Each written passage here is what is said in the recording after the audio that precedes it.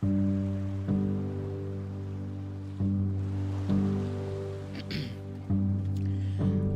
everyone, how are we doing today? Can you believe it? I never thought I would see this moment. I am so happy. Do you know why I'm happy today? Can you look at the screen and see why I'm happy today? I know many of you can tell why. Also, I should probably turn the music down just slightly. The music's a little bit loud. But can we tell why I'm happy today? Well, for those of you who can't tell why I'm happy, we are back in the world of Adastra. I never thought I'd see the day. Let's rephrase that. Kemian did come out, but as far as I know, Kemia's on hiatus. Kemia is the official sequel to Adastra. It is currently, I believe, on hiatus. I have not played that yet. I haven't played it yet.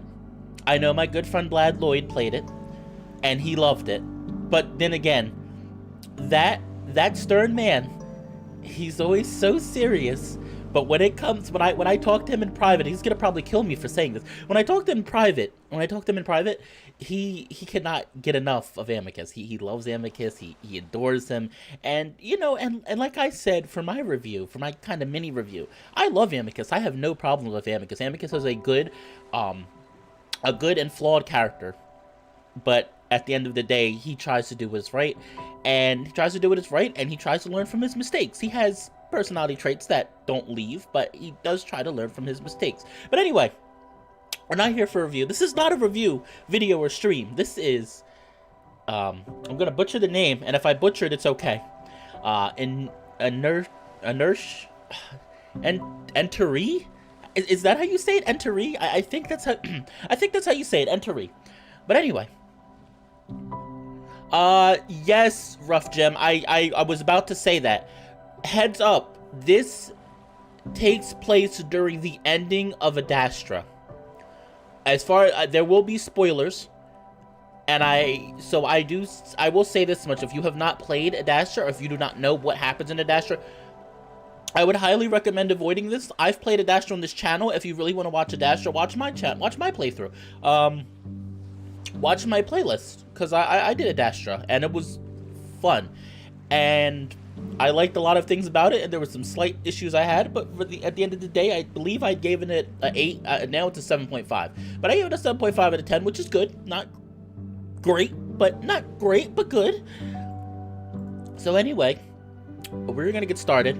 I do have censors up. My good friends have warned me ahead of time. There is a lot of nudity in this, so I have 2 censors ready in case, because YouTube, I can't trust YouTube. YouTube will try to take everything down, and I can't deal with that. Oh, but I'm so happy for this. But anyway, let's get started. But yes, like I said, if you have not played Adastra, I would highly recommend skipping this playthrough until you've either watched it or play it for yourself. But basically, this story takes place in the little short gap between the ending of Adastra. Basically, you had a few months. The MC of that, which canon name is Marco.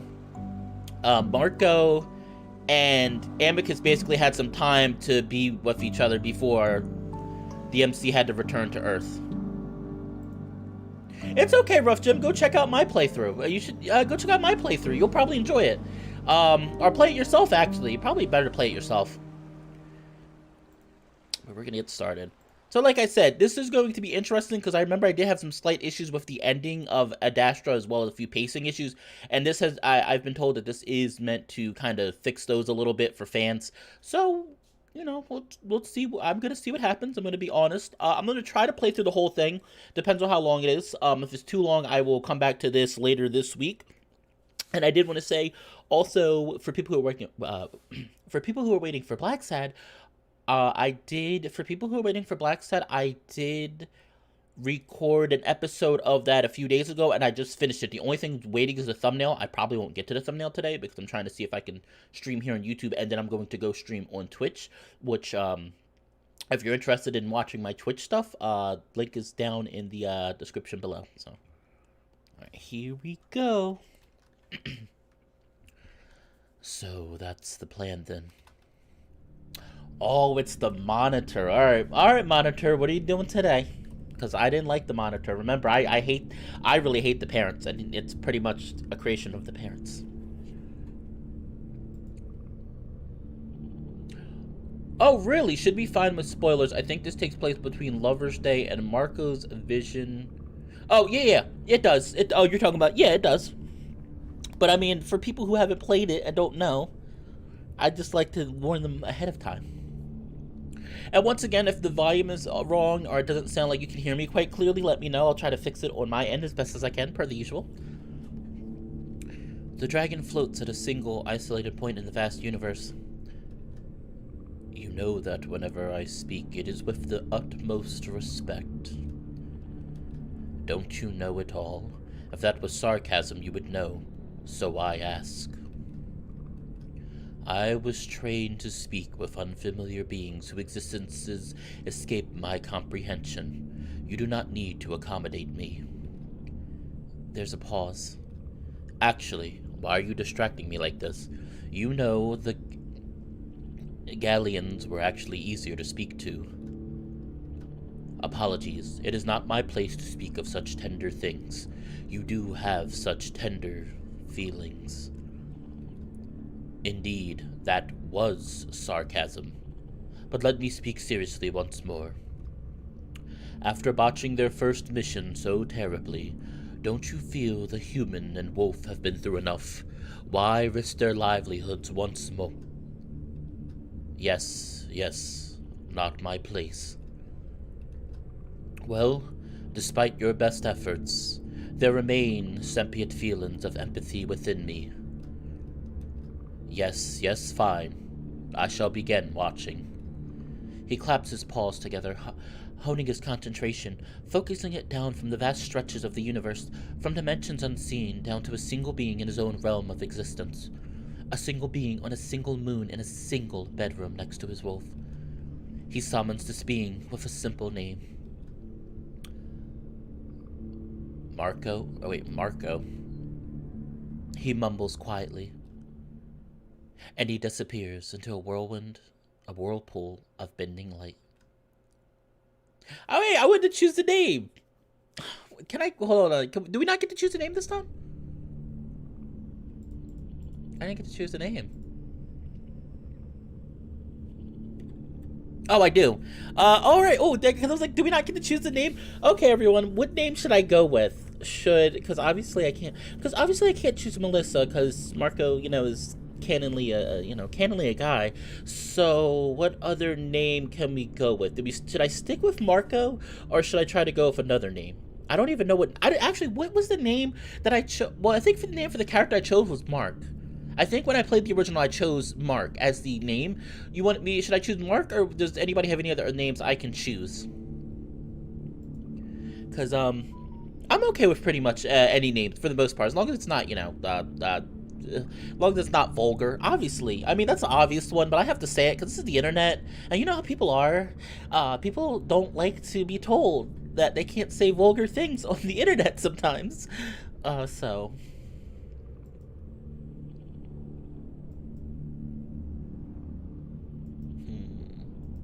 Yeah, Google, I was going to say, there's probably a lot of spoilers for this, because, I mean, it takes place towards the end of Adastra, and I'm sure there's be things brought up about things. And I promise you, I'm not going, I'm going to mention spoilers as I'm playing through this, so like I said, if you haven't played this, I would highly recommend not watching this, because I don't want to ruin stuff for people, because, like I said, I think Adastra is good. Just go with Mark again? Okay, one of my mods just told me go with Mark again. We'll just go with Mark. I mean, it's not a big deal. Mark. Alright, we'll skip that, and there we go. Alright, character's name's gonna be Mark. I feel myself coming to in that moment where you realize that you're waking up. The way I felt in this moment has changed drastically over the course of my stay here. Just months ago, it was usually the worst part of the day. Having to remember what had happened and all the obstacles that were ahead of me.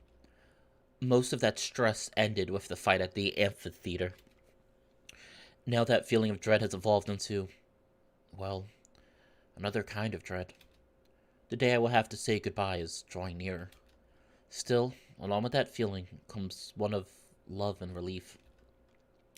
Because I know what I'll see when I open my eyes. Here we go. Here's the biggest draw. We all know. Here's one of the most well-known and most loved visual novel characters, Amicus, the Emperor of Adastra. I know, everyone. I'll let you get your screams and I'll let you get your screams and shouts out. I know everybody's really excited, and I'm gonna let them get their screams and shouts out. You can scream in the chat. I promise I won't get mad. Sure enough, the Emperor of Adastra splayed out before me, leaving himself exposed in a way that he never would while awake. I'm gonna get the censor ready because I'm a little concerned. Just in case. Just to be safe. Because no, YouTube, there's YouTube bots, there's no need to get on my case. I promise. Well, at least when it isn't just the two of us. The warmer months of Adastra have arrived, about the same as it was when I first landed on the moon. Because of that, the bedding is especially light, and our only blanket is pulled down to a point that almost makes him look like a tastefully covered-up model. He doesn't really need a blanket. In fact, he hardly ever used them before he met me. Now he does it for my benefit, starting the night with his body in the blanket wrapped in my furless body. Then usually by the end of the night, we both become so hot that we end up splayed out, the blanket wadded up off to the side. I like the position of it now, though. Oh, please be covered up. Oh, he's so handsome. I gotta save that. I don't think I saved this. I gotta save this. And like I said, just for people, don't worry. I haven't touched any of this until I played with you guys. I just skip through everything just so I can find good thumbnails to edit for my videos. So like, I don't know anything about this. This is my first time playing it. I like my reactions to be genuinely honest. It's like he can feel my eyes on. It's like he can feel my eyes on him, though. He shifts and yawns hugely. I stare into that gaping maw for a moment, for some reason tempted to poke my hand inside. It's something I would sometimes do when he was yawning particularly hard, something that was always sure to annoy him. It's probably less of a good idea to do it while he's still mostly asleep. There's enough power behind those jaws to easily sever any body part I have. He has to consciously restrain himself when handling me even casually, so better to leave the teasing for when he's fully conscious. I smirk at the slight whine at the end of his yawn, kind of like I've heard dogs do back on Earth. Oh, there's those eyes looking at us. If he wasn't aware of me earlier, the soft exhale from air from my stifled laugh gives me away. That piercing blue eye is on me in an instant, and I'm a little startled by how quickly he honed in on me. Amicus isn't always in the best of moods when he wakes up, especially these days. I clear my throat. Good morning, Amicus. He doesn't say anything, just eyeing me suspiciously. What? You find something amusing? Amicus is using his emperor voice on me, a serious tone that I reluctantly have to admit suits him well. But I know the playful, outgoing man beneath that regal exterior, so it doesn't really work on me. I don't think amusing is the right word, my emperor. I glide my hand over the fur on his chest, feeling the swell of muscle before dipping into the valley between his pecs. His little act falters. Slowly, he lies back, and I feel him relax even more than he already was. I feel his abs lose all tension as I rub the hand through his belly fur, rubbing it in a circle and musing it up a bit. To this day, I find myself marveling over his body. His massive size compared to my own is awe-inspiring enough. But also to feel how soft he can become, despite the latent power I know sits behind the relaxed, padded muscle.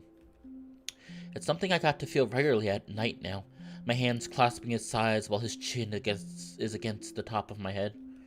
I work to control my thoughts, knowing that Amicus doesn't have time for distractions like that in the morning. Slowly, I pull my hand back slightly, sighing. Of course he notices us. Why did I say it like that? Of course he notices. What's the matter? Nothing. Amicus rumbles deep in his chest the way the wolves somehow are able to do. Oh yeah, it's a good thing I got the it's a good thing I got the sensor. It's a good thing. It's a good thing. Just to let people know. It's not as bad as you think, but it's enough. It's enough.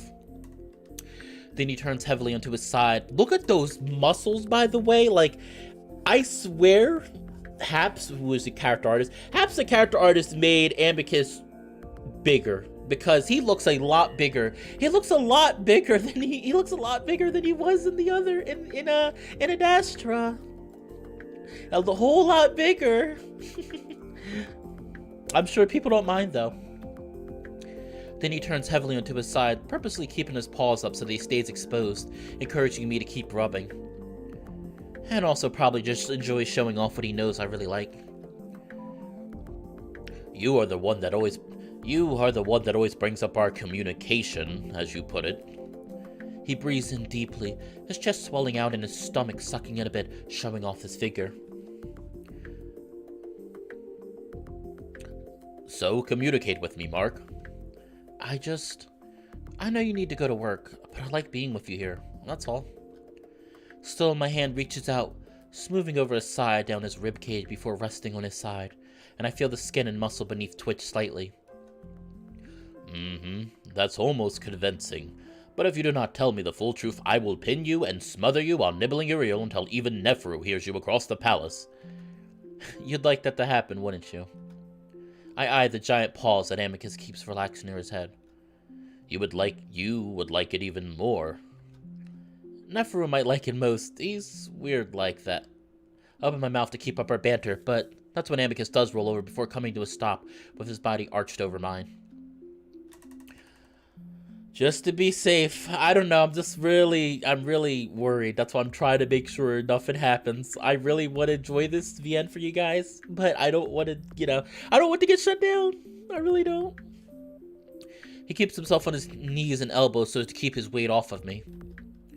I cringe, preparing myself for the overwhelming way his flexible tongue is able to tickle my ear, but instead he presses his lips to mine. I lay underneath him, forcing myself to relax. Finally, he pulls back, narrowing his gaze down his muzzle, looking me in the eye. I love you, but we will discuss this further when I return. His more serious demeanor is melting away as he becomes more awake, rolling away to stand up next to the bed. I sit there ruefully, keeping myself covered with a blanket so my erection isn't all that obvious. That was mean. There's something just a little embarrassing about how I've known Amicus this long, yet he still has this kind of power over me. Oh, please tell me I'm blocking it. Yes, I am. Ooh, see, it's a good thing. Also, ooh, hello there. New art, okay. It's like, it's the same art, but, slight differences. Amicus definitely looks like he's not as short. He looks a lot taller. More beefy, of course. And his eyes are smaller. His muzzle looks a little more defined and his eyes are a little bit smaller. Torihiko from the... Really? About the original Adastra sprites for Amicus. Some people on Twitter have noticed a few of the sprites are similar to Torihiko from the original Morinatsu. Speaking of Morinatsu, that's actually a VN that I'm thinking about playing. I actually did a pre-recording, a practice recording for Morinatsu. I was thinking about giving it a try on this channel. How do people feel about that? Like, I do know it has a... I do know that nowadays a lot of people don't look at it as favorably, and it is one of the older VNs, but I thought about kind of giving it a try. Back when I played it, I only played 2 routes. So I'm wondering if people would be interested to see me play that. I thought about doing a one-off video. Basically, like, if people really enjoy it, maybe I'll come back to it. If not, that's fine too. Just doing a one-off video, because I know, Morinatsu is considered, a staple of furry VNs, kind of like the grandfather of VNs. And yeah, there's a lot of issues with it nowadays. For one, a lot of people don't like the stereotypical anime art style, and there's also other more personal things in there that a lot of people don't look favorably upon now. But, I know some people still do enjoy it. But yeah, I like the, I'm fine with this. Like, he looks a little taller, which he's supposed to be. He looks a little taller, a little more beefy, which I already noticed in the CG art we just saw. And, his muzzle's more defined, and his eyes are a little, or smaller, which, so I don't really mind it. Like, I think the original sprites will always hold a place in my heart, but this is fine. I'm okay with this. Probably also the artist has got more experience drawing the character, so that's also probably something that's expected to happen too. I was teasing, partially. I will want to know if something is really bothering you. Is it the moon tour? I thought you'd be excited. More not to is Japanese and wasn't meant to be translated. Yeah, I do know that. I know that. But isn't somebody working on a remake of that, an American remake of that though? I think it's called More Not to Homecoming, right? Isn't that like supposed to be a remake where they're getting rid of like distasteful some of the more distasteful parts of that at the end and trying to make it a little different? I played it myself, and I'm gonna be honest, I didn't like the art style. The art style really threw me off badly, like badly. And then I played a little bit, and it kind of didn't feel the same. And I mean, that's both a good thing, but it's also a bad thing for me. Would be cool to see a reading from you. Maybe I will. I might give it a try. It's a game that introduced me to Furry. I'd love to see you play it. Are you playing the original? I would be playing the original, kind of. The version I have, the best version I've been told to play, if you want to play the original More Not To, but with like fixed, that fixes a lot the UI and stuff. I have More Not To Revival. That's the one I have. I'd be playing the More Not To Revival, which is based off of the original one. Yeah, that's what I said, Tendo. It's nowhere near the same, and that's kind of like a downside for me.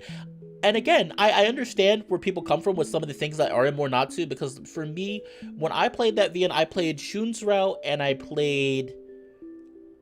Oh man, I can't remember his name.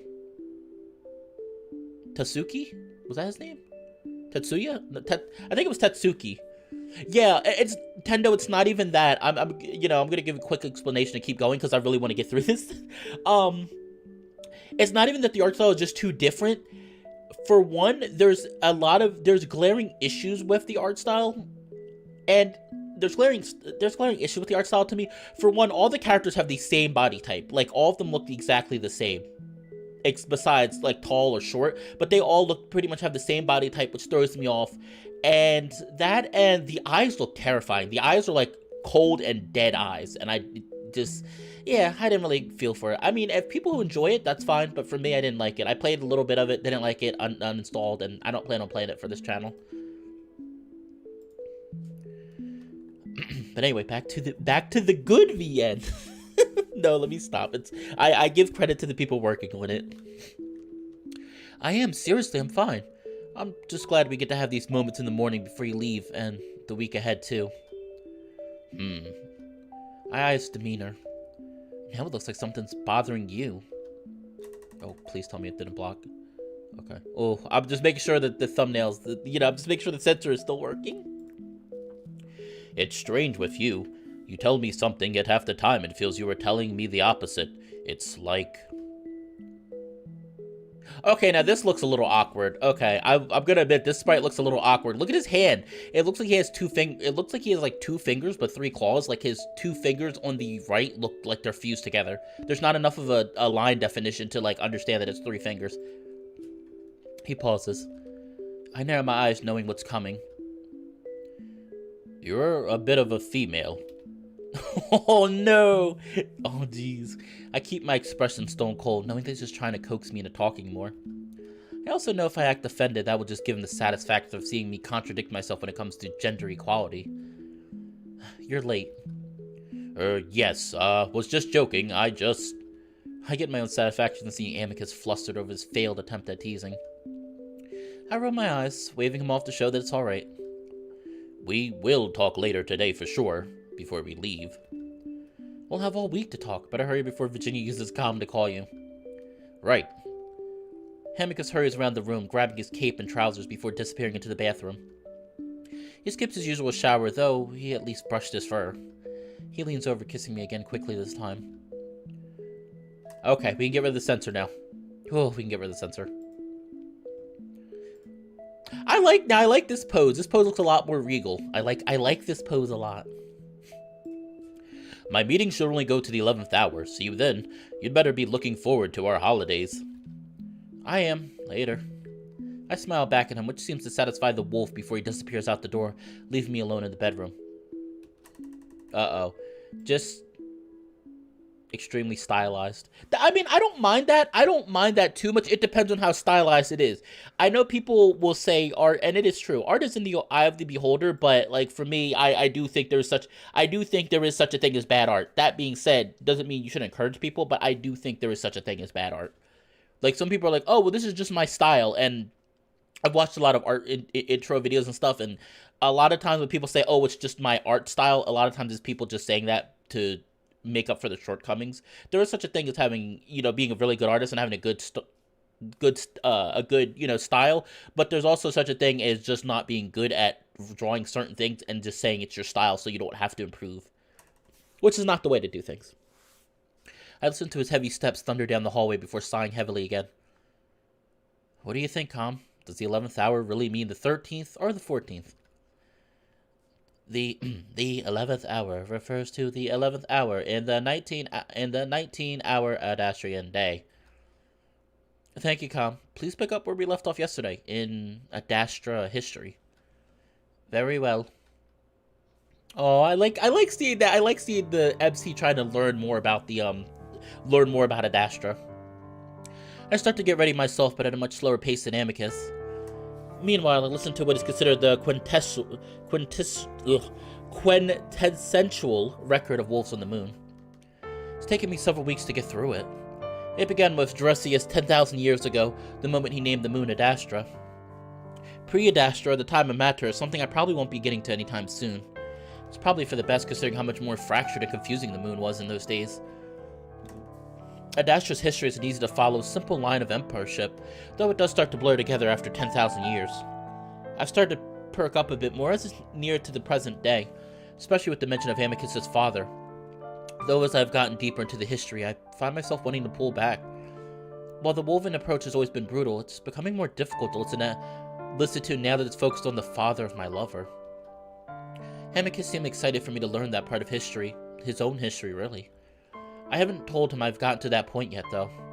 The ruthless power moves and executions, both of which have occurred countless times over the past several millennia, feel quite a bit more personal. I can't really say anything, because when you look at our history of, our various countries, I mean, that's always been a thing,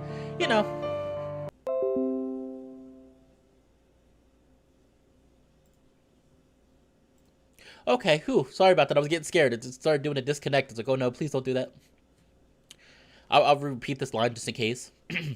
Emperor Patis saw to it that the Kemians would receive the message loud and clear, so he sent his trusted friend Cato to the planet Corto 2413b, on which Kemian geneticists were uplifting a primitive Wolverine race.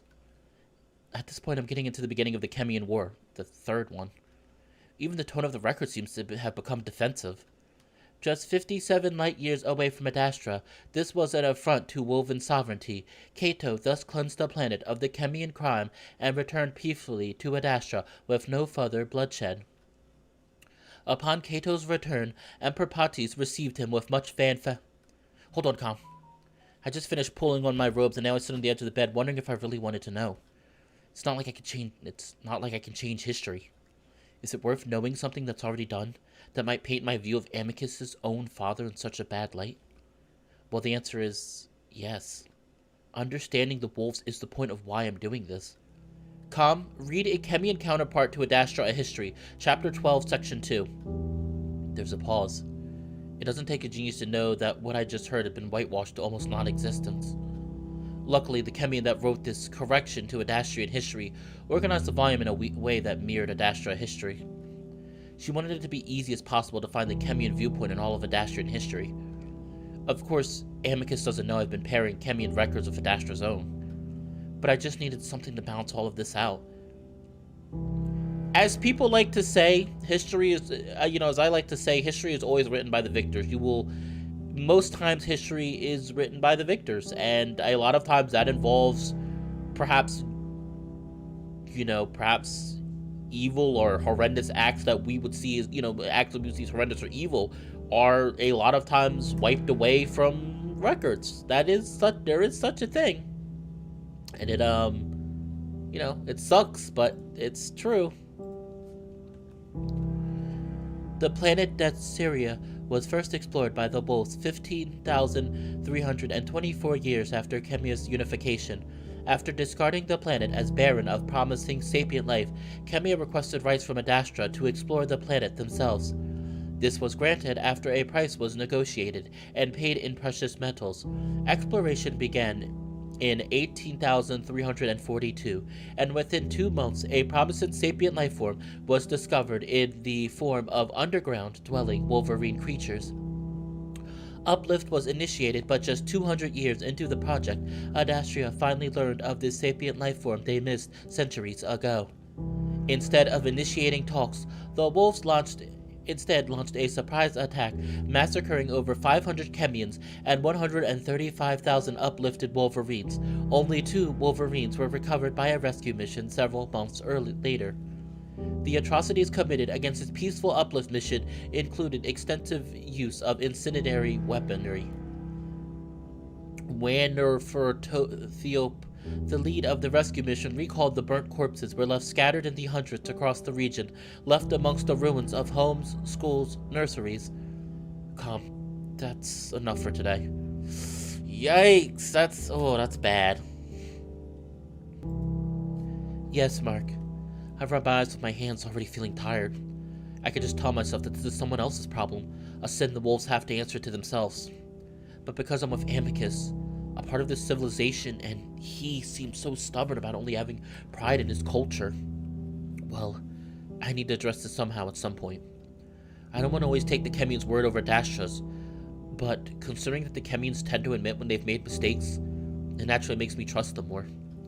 I decided to continue my lessons when I get back from the tower. I feel like I can't really stomach much more wolven atrocities at the moment. I'd rather have breakfast. I'm alone in the corridors as usual. I tend to get out at a later time than the others. Not that I really enjoy the company of many of the others, but my existence feels more and more lonely every day. Amicus says that would change after our trip. I suppose this tour is a bit like my introduction to the rest of the moon. Afterwards, I'll be able to make much more public appearances, according to Amicus. Initially, this didn't sound all that appealing, but the more time I spent within the corridors of the palace, the more I've changed my mind. The more I think about it, the more I feel the cramped walls of the palace closing in on me. Even now. I changed my mind on breakfast mid-stride and instead take the route that will take me to the front of the palace, wanting to go for a swim instead. It's been a while, and they always left me feeling exhausted in a good way. Much different than the tender weakness that the hot baths left me in every morning. Which reminds me. I stopped by the door to the baths on the way, pressing the panel. Just in case. Just in case. Just in case. Just in case. A wall of steam smothers my face instantly, and I'm glad I decided not to go with the usual routine today. The feeling of suffocation is exactly what I'm trying to avoid right now. Neferu? Oh boy. Oh boy, we're getting ready. My voice is weak under the sudden change in humidity. I clear my throat. Neferu! Ah, Mark, I've been waiting for you. There are a few things I'd like to discuss before... Hey, I'm going for a lake swim instead today. You can join me if you want.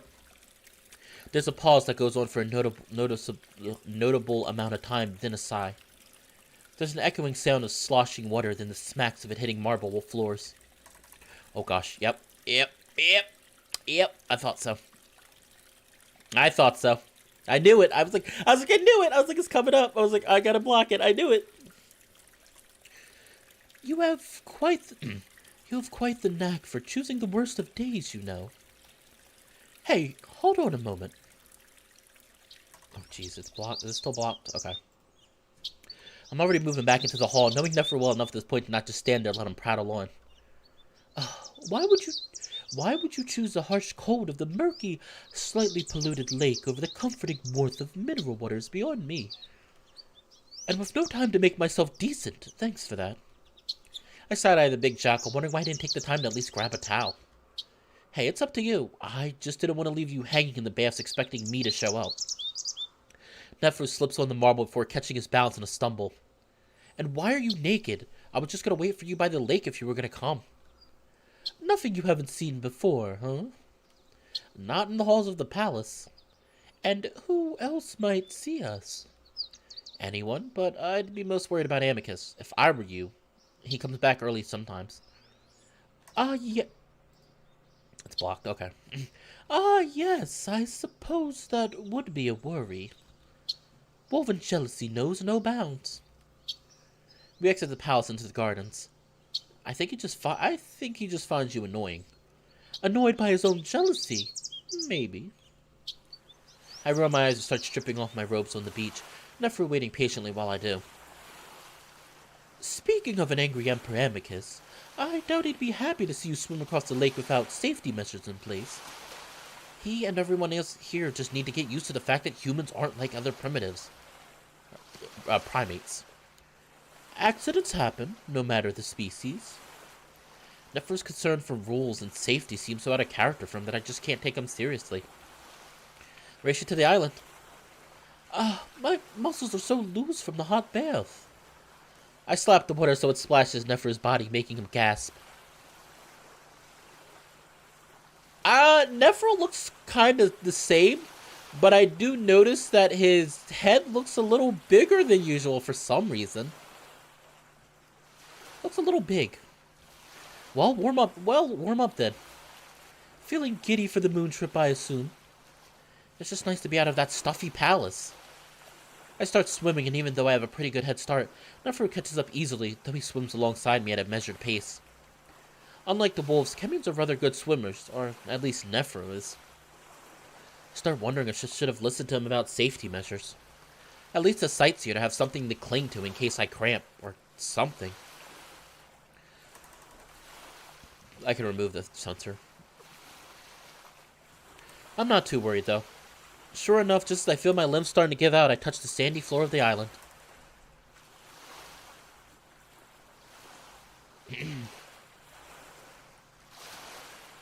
I'm gasping for air when I get to the beach, splaying out on my back, feeling exhaustion like I haven't in a long time.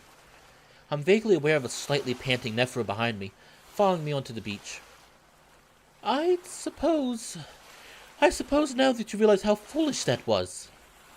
I crack an eye open at Neferu, just enjoying all the feelings my body is sending me. Foolish? I feel great. Then I guess you're just a fool, then. The anger of Neferu's tone catches me by surprise. Maybe it's Kemian. Because I was like, Neferu looks pretty much the same. Neferu doesn't really look that much different. Oh, never. I gotta take a sip of my water.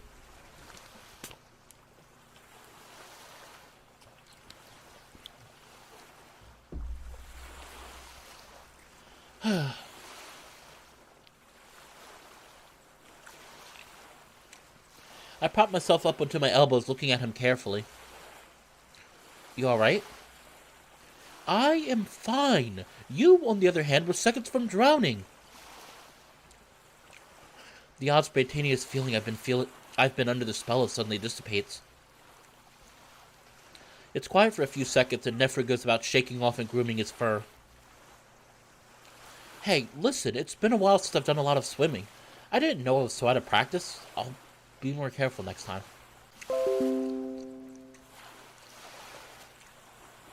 It's like, OBS is being a pain in the ass. I haven't felt these feelings from Neferu since all those months back when I stumbled in on him in his room drunk and rambling on about his family. He hardly ever lets things get to him, so when he does, it's awkward. So I lay quietly on the sand, wondering if he'll explain this weird shift in mood. As always, patience pays off with Neferu. Imagine if... Neferu begins, squatting next to me in a way that manages to be graceful, especially compared to me splayed out and covered in sand. After everything you and your wolf have been through, you just so happened to drown in the lake because you were careless. I think about that and about how that would bring this grand, complex plan to a screeching halt for the parents, and it makes me laugh. Neferu narrows his eyes at me. Sorry, it's just... You're right. That would be ridiculous. And considering your brush with death not so long ago, I would think you cherished life just a bit more. This is all starting to feel a bit much. Alright, Neferu. I'm sorry. You should probably apologize to Amicus, not me. I'm starting to think this is more of a personal issue on Neferu's part, for whatever reason, and I just want to move on. What was it that you wanted to talk to me about? Neferu flicks his ears, but seems to let go of his weird little issue for now. Well, it relates to a bit to what we were just speaking of. I sigh loudly, but Neferu talks over it. In the sense that I feel that Amicus is probably portraying this as a grand adventure for all of us, instead of taking it a bit more seriously. To the point that I think he's forgotten how dangerous these things can be. Yeah, how so? Well, have you heard of the growing separatist movement in some of the major cities? I think back. I think so. The radicals that want to separate from the parents, right? Well, remember that... remember that giving up one's fate to the parents is rather radical itself, as is the amount of change that has occurred under Amicus. I don't think Amicus is all that radical. Oh, by woven standards he is. Trust me. So it's all culminated in this. Neferu pauses with a look of surprise that's almost comical. I look around in confusion. Then his expression turns to one of anger. What? The jackal puts a finger to his lip as he stands, then just walks off into the forest next to us. I listen to the crackling of branches before it goes mostly silent. I look around again, suddenly feeling vulnerable. I actually start to wonder if these separatists are infiltrating the palace right now, and that's why Neferu wanted to talk to me so badly. But then I hear a yowl that makes me leap up to my feet, heart pounding, not sure if Neferu could have possibly made a sound like that. But then I see what it is. Neferu comes rolling out of the forest 20 feet ahead of me, entangled with something that looks very familiar. Oh, this guy! Hey, Alex, remember when you betrayed us? I really liked your character, and then I was like, yeah, you're probably gonna betray us, and you did betray us. Fancy that. I just get a strong feeling Neferu is gonna show up right next to him. Release me, sand dog. Oh, wrong place.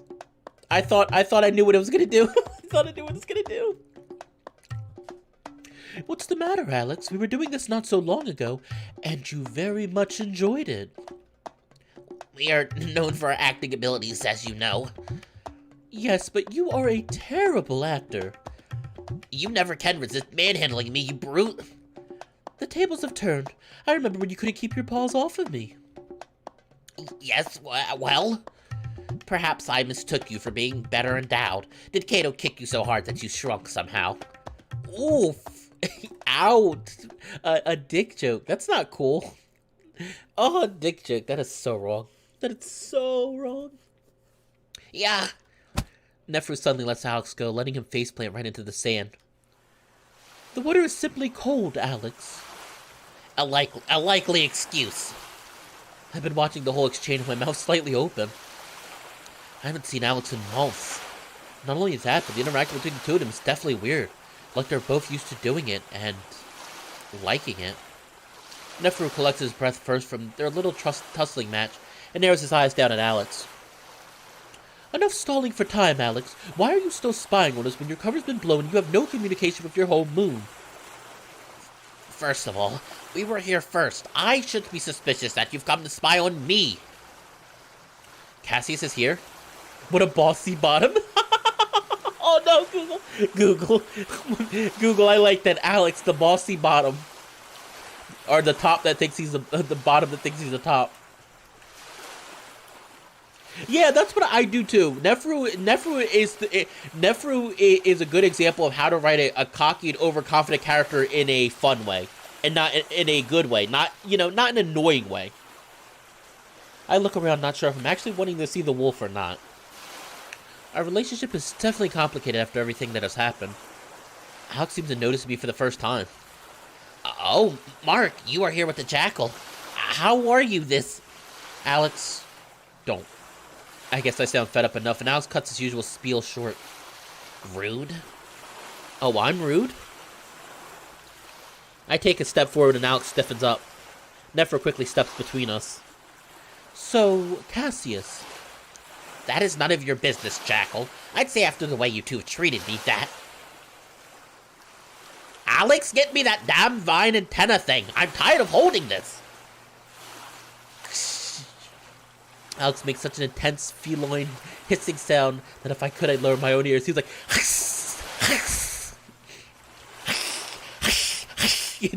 I kind of can do it. It's silent for a moment, then there's some shifting around from deep within the thicket of trees. Everything all right, Alex? Cassius' tone of concern quickly transitions into one of his usual irritation. Because if I end up fracturing something over this, you'd best hope cat medicine is truly as advanced as they say. Cassius, we've got visitors. From Amorfa? Did it work? Oh, gosh. By fucking Galion, get out here! A few more indigent yelps from Cassius later, and the white wolf appears, stumbling out next to Alex and Neferu. Oh, who he has his pants on. Don't snap at me, you diminish my standing every time you do it. He focuses on us, barely reacting. Oh, it's you two. Hello, Mark. He looks Neferu up and down. Oh, hold on. No. Hold on. I popped my headphone thing out. I see that the Jackal wishes to make us all uncomfortable with his unsightly privates. Congratulations, Jackal. Your ploy has worked. What were the two of you just talking about? Just now, I'm simply tired of Alex screeching at me like I am his pet, especially as we're about to depart on this very public tour. I shake my head. I had no idea these assholes were coming with us, but the possibility of espionage takes precedence. Hold on a second. Are you building an Omni-fan communication device? I don't know much about Omorpha or its technology, but antenna made out of vine sounds like the planet tech Omor fans have mastered. Oh, that? Yes, indeed. Do you have an interest in such technology, Mark? What? No, why the hell are you building it? This definitely goes against the rules that you agreed to stay here, Alex. Cassius looks around, seemingly confused. What? This isn't his project. I am simply fascinated with electronic foliage and am learning in the basics. Cassius is such a plaything for Alex. Like, I kind of feel a little bad for Cassius. Just a tiny bit. Not a lot, but just a tiny bit. Because, like, Alex knows that... You can tell Cassius has a thing for Alex, and Alex is using that to his advantage. And it sucks. Because I kind of like... You know, I really like, I think Cassius is a very interesting character. By building it on this island where Alex had his last communication device, you can't be that dumb, Cassius. Excuse me? Calm yourself, Cassius. They have no appreciation for Armor-fan technology. Kemians have such intense superiority complexes. Why are we bringing this prick with us? That's just... Wow, I did not expect Mark to say prick. Did he really just call... Did he... Oof. Yikes. Mark got a lot more, aggressive. Why are we bringing this prick with us? That's just insane. Enough! Just because you are the Emperor's pet... Boyfriend. Cassius shudders violently. Ugh. Pet, as I was saying, does not mean you can say whatever you like to me or my pet. Good day to you both. I love Cassius as a self-hating gay. I love Cassius. He's so full of shit. He's literally the self-hating gay trope. Neferu and I watched them walk down the length of the beach, then get into a sightseer I hadn't seen behind a bend of trees. Well, I suppose I will have to speak to Amicus about this. Same. Even more to worry about on our little trip. I don't get why they're coming. What did you call? Oh, what you just said earlier. I'm sorry, Tendo. Cassius is still a popular figure in Adastrian politics. It's all politics, just as I am being brought along to represent the sought-after alliance. I sigh, sitting under some shade. Then, what am I? Well, I think Amicus is more fond of you than... Oh, I need water.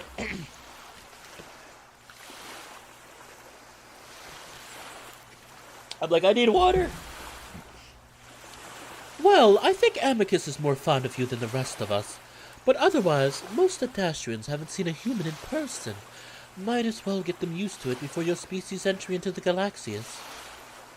Anyway, I must head back so that I can prepare an appointment with Virginia. She must know about the ongoing dangers of Alex as well. To cut our conversation short, just remember that this tour is not all leisure.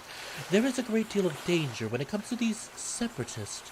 They would die for their cause just as most of us would. Alright.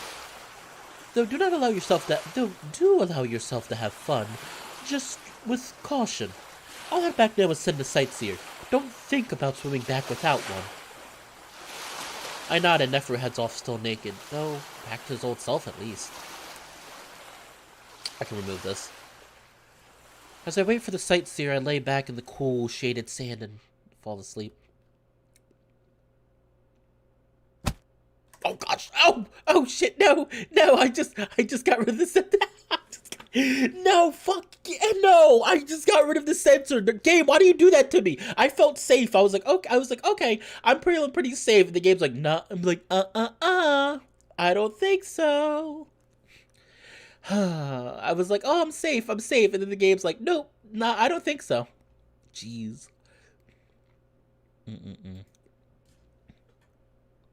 Anyway. Awaken! I wake up with a jump, yelping under Amicus's furry form before he starts kissing me, his paws sliding up and down my body. I let him do that for a few seconds before pushing him off. Amicus, what the hell? Oh no, you're not lecturing me, especially not after you apparently swam here without a sightseer. I went, slightly cursing Neferu for not being able to keep his mouth shut. And falling asleep under scant shade? Mark, have you forgotten how badly you burned 2 months back? I know, I'm sorry. And the game was like, it was a test from the game. It was like testing me. I'm sorry. I won't fully get rid of the sensor then. Jeez.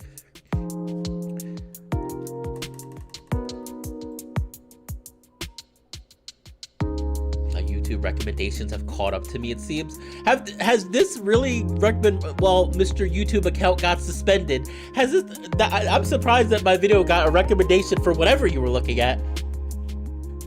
I know. Oh, hey, Sam. How are you doing today? Hey, Sam. I missed you. I haven't seen you in a while. How are you doing, Sam?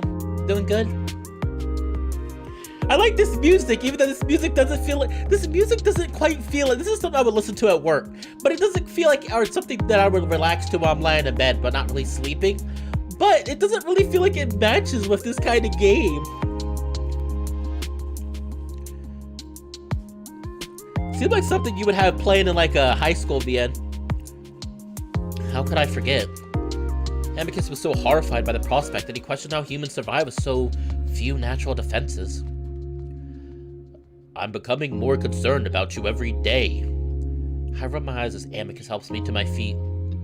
I was waiting for a sightseer. It's here, and good thing too. Our guide for the tour has arrived. Who? Hello, Lionwing. Hello, Lionwing. How are you today? Amicus waves his paw dismissively. One of the bear siblings. He's weird like they always are, so I'll keep your interactions short. I frown. I think I can decide that for myself. Yes, of course. Now let's be on our way. Amicus lifts me into a bridle carry so that I don't burn my feet on the sand. You were not waiting for me. I said at the 11th hour, you know. You're always late. How could I be late on a day like this? I cling to my fiancé. Oh, he called him his fiancé! Oh, he called him his fiancé! Oh, it's so sweet. Oh, that's the first time we've heard him legitimately call Amicus his fiancé. I'm gonna die. This man's gonna kill me. I'm gonna die. I love the couple. I'm doing really good today, Lionwing. I'm doing great. I mean, how could I not be doing well with this You know, how can I not be doing well with Amicus in front of me? Like, it's incredibly difficult to not do well with Amicus in front of us. I mean, Amicus always brings up everybody's mood. I'm pretty sure I can say that for everyone. I'm pretty sure I can say that for everyone. I clinged to my fiancé, listening to his deep voice rumble through his chest.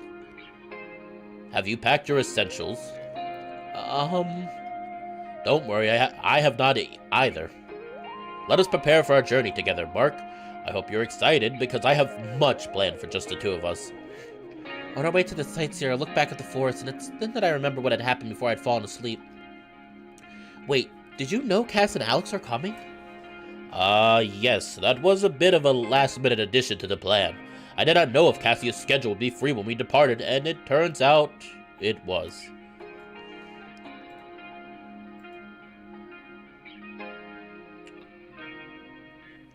Who is Lionwing? Lionwing, do I know you? I'm joking. I'm teasing. Does Amicus have more muscle or less standing out fur? That's what I said. He looks like... that's what I said earlier, Tendo. Tendo, do you not listen to me? You don't like my soothing voice? I like my soothing voice. You don't like my soothing voice? That's what I said earlier. I said you can tell the Amicus, he looks like he's more muscled. I think the artist made him look more muscly. He looks a little bit taller, more muscles, and his, like I said, his eyes are a lot smaller than they were in the original. Yes, that was a bit of a last-minute addition to the plan. I did not know if Cassia's schedule would be free when we departed, and it turns out it was. I mean, that's fine, but I just think it's weird that we're bringing along the guy that tried to kill everyone. I'm kind of exaggerating, but Alex's partially successful plan to destabilize Adastra was one of the main reasons life here was so difficult. Wait a moment. How did you find out? I booked them a suite in the city. They are to meet with us at the university. No, I'm messing with you, Tendo. I frown. Neferu told you about me swimming to the island, but not how he caught Alex building a communication device again? No. Man, Neferu's got weird priorities these days. Wait, what is this about Alex building a communication device? Well, we overheard Cassius talking about building a plant tech device, and Alex built one here last time because the signals were out of range for interception, right? Oh, look at his... Dude, okay. Alright, stop it. Stop it, Haps. Haps, we get it. Stop it. Stop it. Like, okay, tell me that this pose doesn't look like... Tell me this pose doesn't look like Amicus's Hulk. Tell me this doesn't look like... Tell me this does not look like Amicus hulking out. He looks even bigger. Look how big his biceps are. And his freaking shoulders. They're so huge. Oh my gosh, they're so huge. Oh, let's give a howl for Amicus. Sorry, I just got your message. Oh. Okay. Hopefully that was a good enough howl for you, Lidewing. I just got your message. Oh, that little shit, Amicus suddenly stops and takes a deep breath. It's like he's deeply pondering something. I may actually have to kill him. Huh? Amicus continues walking toward the sightseer, though his jovial mood from earlier is completely gone. I can't believe he'd make me do this after I gave him an undeserved second chance at life. Wait, are you serious? You're gonna execute him? Suddenly, the idea that Alex's actions could actually lead to deadly consequences is, well, disturbing. It would make sense, but I just can't imagine him being off like that, with Amicus being the one responsible for it. But then Amicus sighs again. No, I probably should. I know my father would have, and as Emperor, I'm obligated to seek justice for my own people. Which would be the end of that cat in any relation with Amortha, but I am shifting our diplomacy towards a more Kemian style, and executing diplomats, no matter how justified, is simply not how it is done. Relations with the cats is already strained as it is. I think you should just deport him. Oh, I would, you know that, but it's all the more complicated with Cassius in the mix. Amicus finally lowers me into the sightseer and we begin to float across the lake. So, I thought he was doing social work in the poorer towns and cities. We managed to sync our schedules in Lux, so he will be accompanying us for just the first part of our journey. He is still popular in Lux, so the visual of him by my side could be rather advantageous. After that, we will part ways. So how is Alex going to fit into all this? Doesn't the public know what he did? Cass says that emphasizing that Alex is his pet will play into the narrative that the saboteur was conquered. I thought you'd gotten rid of the pet system. Just another decree being held by Cassius's antics. It'll be abolished as soon as that damn cat is out of the way. Perhaps I should just rid us of the problem and surprise Lux for public execution. They still enjoy such spectacle in that region, you know? I think I'm starting to see why Neferu didn't tell an Amicus about Alex. I mean, you know what though? I feel like, let's be realistic here. I think Mark is being too soft-hearted for his own good. Like, I understand you're scared of seeing somebody get, you know what, but like, I think in this case though, I think it's valid. It's valid. It's a valid option. Because Alex just keeps taking advantage of all of Amicus's good deeds. Like, he needs to go somehow. Is Skypo is that how you say it? Is Skypio is that the main character of Kemian? That's the main character of Kemian, right? I think I'm starting to see why Neferu didn't tell Amicus about Alex. I try to shift the conversation to a lighter tone, though. I don't think you'd execute him, even if you weren't changing the diplomatic style of Adastra. Oh? Are you implying that I'm soft? Well, I just think that you remember when Alex was your friend, and that stays your hand. Besides... I poke him in the stomach. You are soft. Hmm? He grunts and seems about to say something, but then awkwardly looks away at the palace. You alright? I am. Then he takes a breath like he always does before talking about something that's bothering him. Speaking of pets, remember that your role has changed and you should consider yourself to be an equal amongst the siblings. Okay. I narrow my eyes, not sure exactly where this is going. Optics are a very large part of politics, and perhaps you should consider carrying yourself in a more formal way compared to when we are in private. I mull that over for a moment, then feel my face get a little hot as I realize that Amicus is telling me not to embarrass him with PDA. Public displays of affection, aww. He's trying to keep up his regal form. I instinctively want to become defensive to tell Amicus that this is just another one of his issues, but no, this really is an important part of politics. It really is. Like, you have to hold yourself in a certain manner when you're royalty, and I think Amicus is saying, like, he loves Marco. It's just that, but if he does that too much in public, it makes him look weak, and then it makes his enemies think they can take advantage of that. Not to mention, it also shows just how important the MC is towards Amicus, and therefore gives a target for the enemies that don't agree with Amicus's rule to go after. Hello, Dylan16. How do you say it? Dylan16. Dylan Shieldstar Gaming, what's up? How are you doing today? I don't believe I've seen you in any of my past streams. No, this really is an important part of politics. It's an important part of life, actually. I can't just haphazardly plant kisses and rub Amicus's body in public like that. I mean, I think I already would have known this, but it's an odd thing to hear Amicus say it. I clear my throat, hoping I don't look as red as I feel. Oh yeah, of course I remember my formal stance. I clasp my hands in front of me.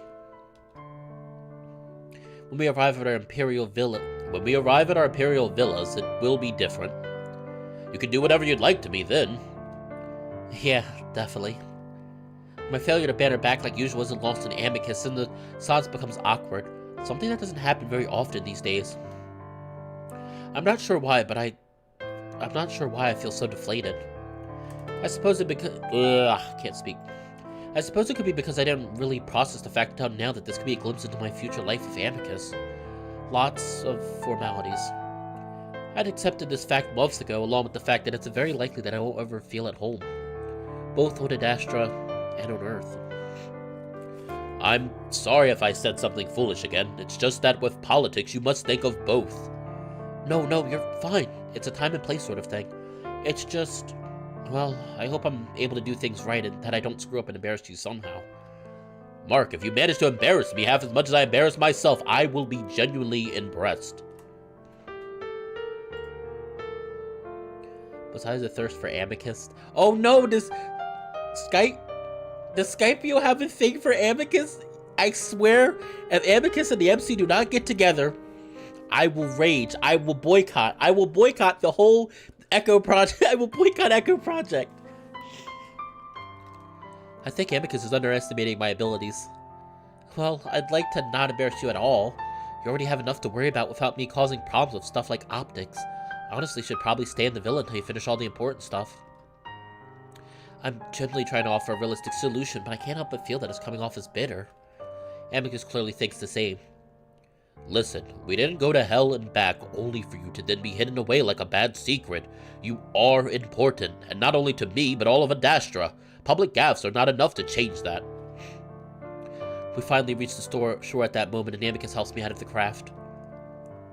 Alright, but you know, in Adastra history, they talked about a few emperors that couldn't adjust to the formalities of the position and abdicated, or even, descended into insanity and became Mad Kings. Are you doing alright? Ah, Mad Kings like Game of Thrones. Please, Mark, my mind is not so weak that I cannot handle the duties expected of me since birth. And are you referring to Emperor Lucius, the one that married and divorced every week because he was too important to bear children? Amicus laughs loudly, and I just stare at him. Okay, first of all, it has nothing to do with weakness, and if you do feel like you're crumbling under the pressure, tell me.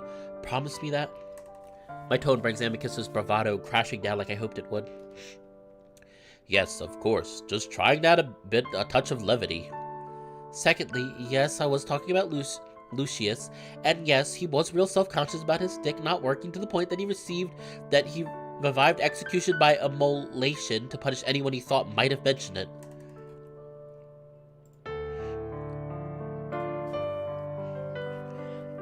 Just to let you know, Sam, I haven't played Kemian yet. I don't know anything about Kemian. Please don't, just be careful with talking about stuff. Everyone, please do not spoil, because I haven't played Kemian yet, and I'm trying to play it.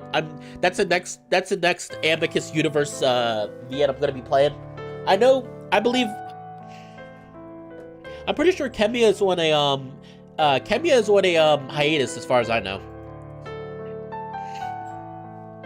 Ah, yes, I believe everything phallical was enough to send him into a rage.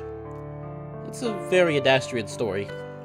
Though I do remember mention of deaths by burning. Oh wait, I do not remember mention of deaths by burning. Perhaps you were confusing his arrow with an earlier one? I opened my mouth to deny that I am, but then I remember that I heard that particular piece of information in the Kemian rebuttal. But maybe. Either way, my earlier statement stands. Of course, and I feel that maybe this also applies to you and that you are feeling a bit under pressure at the moment. I sigh. A little. I'm representing all of humanity, after all. Amicus puts his arm around me as we walk towards the palace. Trust me, this will all become easier once you've experienced your first day. It will just become a bit boring after that. I prefer boring these days. Me too. Aww. I can tell that we're running pretty late even as Amicus takes his time getting ready, including fitting in another shower that he pulls me into. He assures me that because of the semi-formal nature of the trip, the schedule isn't all that strict. Of course, that doesn't really matter when others are waiting us. Others like Virginia. Okay, he should be clothed now. I'm gonna move it. I'm just gonna move it that way, you know. Nobody said anything to me this time. She stares at us as we walk up to her. The automatic carriage sits behind her, Neferu casually slouching in the front, busying himself with his tablet. As we come to a stop in front of her, Amicus keeps his arm around me, still in good spirits. Virginia seems to work her jaw for a moment before speaking. You are impressively late this time, Amicus. Almost an hour, in fact. Sorry, Virginia, but unforeseen circumstances dictated that I take a dip in the lake. I then determined that being late was worth washing and grooming myself so that I may be presentable. Just get in the carriage, Amicus. Of course, dearest sister. How have you been lately? We've not had a moment to catch up today. I would have kicked Amicus if he had been seated at a table. Virginia just eyes her brother up and down before turning away and climbing into the carriage herself. Today I've been reminded that most things are not worth it, brother. Fantastic. Amicus hops into the carriage and offers a paw to me, pulling me up while at the same time the carriage begins to move. Are his tactics to antagonize you beginning to succeed, Virginia? That's not like you at all. It depends on the day, Neferu, though I must admit those particular days are becoming more frequent. I glance up at Amicus, but he just continues smiling, running his blunt claws through my hair. While I understand I usually side with Virginia when it comes to Amicus's behavior and lack of punctuality, I do sometimes like it when he's able to counter her Dora mood with an overly positive one. We ride in silence for a while, content to just take in the scenery. About halfway there, Neferu turns around. Did you tell Amicus what we discovered on the island, Mark? Amicus lets out a slow breath, his content mood dissipating with it. I'll take that as a yes. Why didn't you tell him? Because he explodes on the topic of Alex. Have you decided what to do?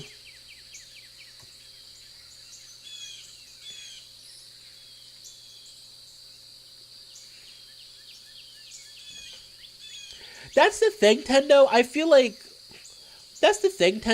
they're working on a little too many. Like, they're working on it. Like, I think that's gonna start. I think they're gonna start crashing and burning. I'm just calling it out. I think Howley needs to relax because I've heard. I don't know everything, but the way it sounds, it's like he's gonna crash and burn. I'm like, I think honestly, the max amount of projects you should have at one time is 4. I think if they have 4 at one time, that's fine. But there's so many he works on at one time. And granted, Howley is probably making a ton of money right now, but he has to be careful not to spend too much money before he sees any sort of profit. Because the way it's going, they're going to have so many projects going at once, he's going to be losing money, not gaining money. And that's a big issue. I mean, remember, nobody wants to be Telltale Games. Remember, Telltale Games' issue was that they had so many projects in the works. They spent more money than they were gaining at the time, and they were losing money, and that's why the stockholders backed off, and they ended up, their stock tanked, and they lost their company, and the company fell under. Yeah, the banner between Amicus and Virginia is really good.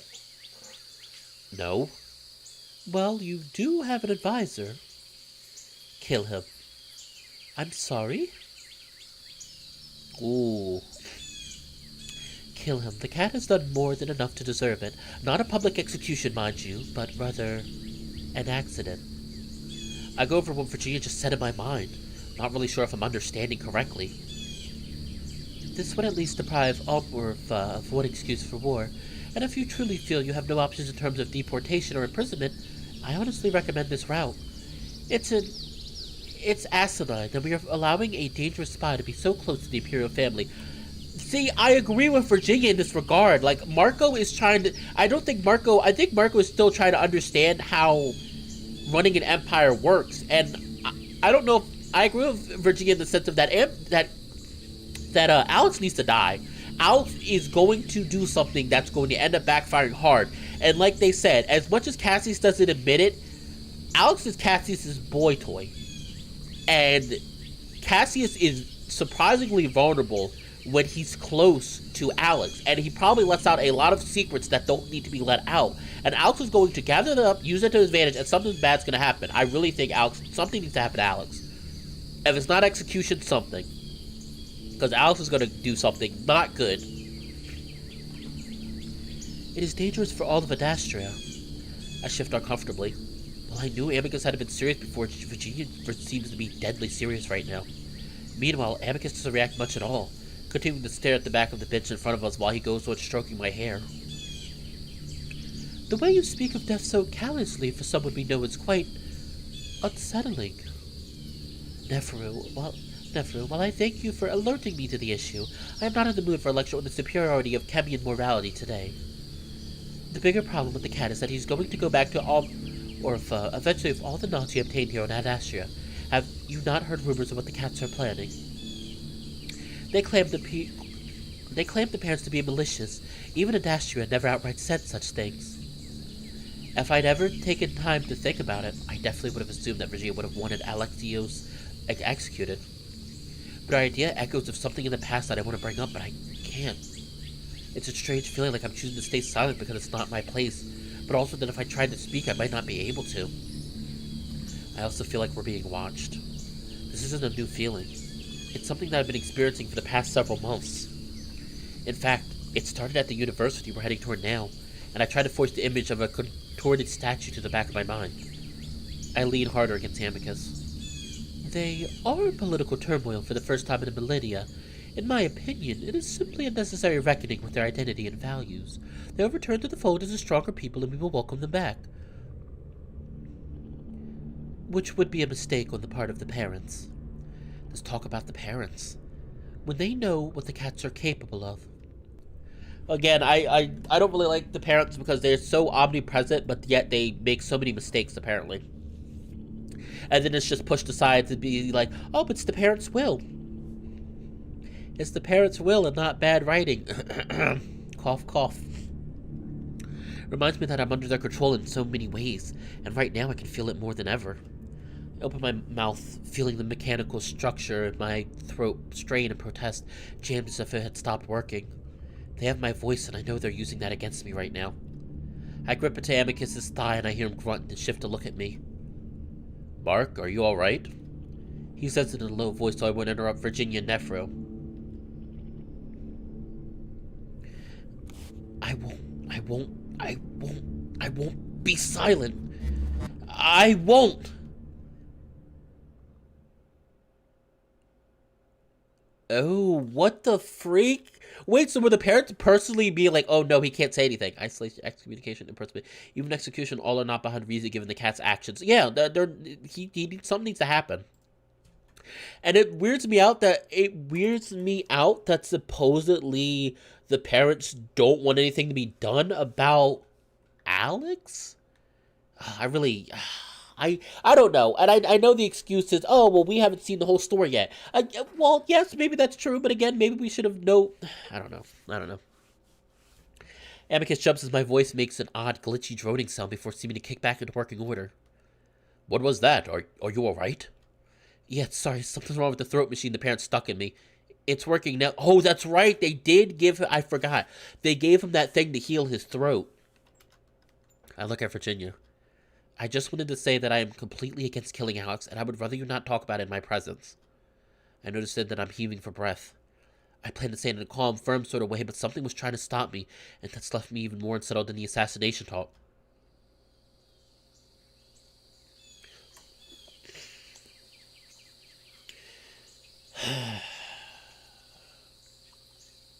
I don't think Marco understands how an empire works, and it really sucks to say. But I remember having this talk with my friend years ago, and it's going to sound dark, but it's true. Sometimes for the sake of world peace, and for the sake of for the sake of things running smoothly, some people need to die. Some people need to die. I mean, you could easily bring up Nazi Germany. Now imagine Nazi Germany. Imagine if Hitler hadn't died. Yes, it was by his own hand. Yes, it was by his own hand that he died. But imagine if he hadn't died. I'm just saying. People like that. All numerous dictators. If they hadn't died, then the world might not have been as good.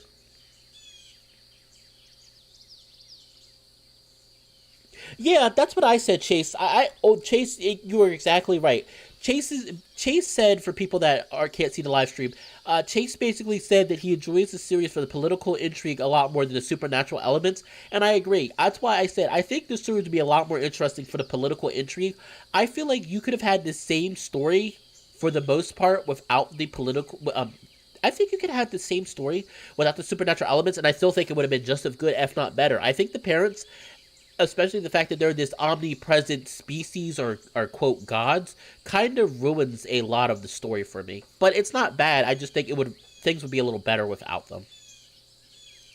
I think you have a good enough coherent story and presence enough with just the simple fact that there's all these various galaxy-spanning species that don't get along and have different beliefs. You can still have belief in the parents, but I don't think you should have actually made them like...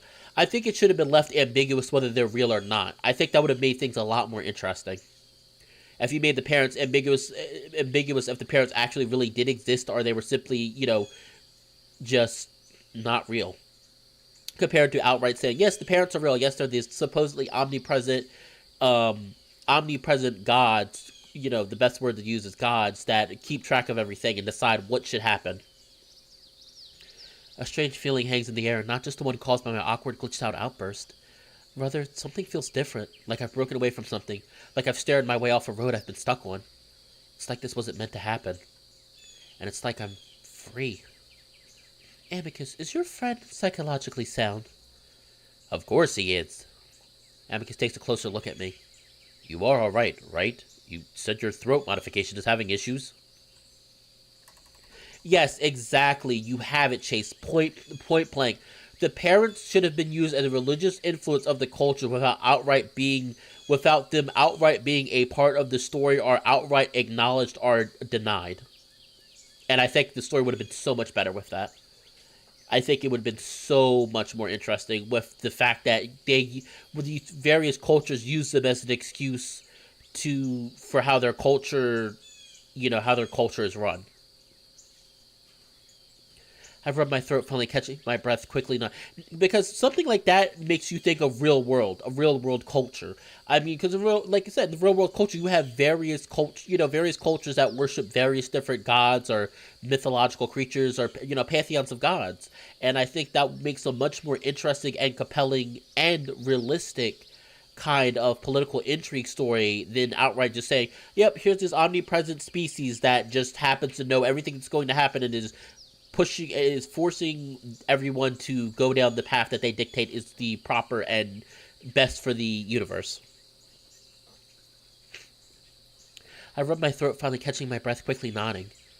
Yeah, sorry, everyone. Something got stuck and I really wanted to say something, it kind of just exploded out. You really wanted to defend the cat. Hey, enough of this. He just said he did not want to be involved. He just said he did not want to be involved in this.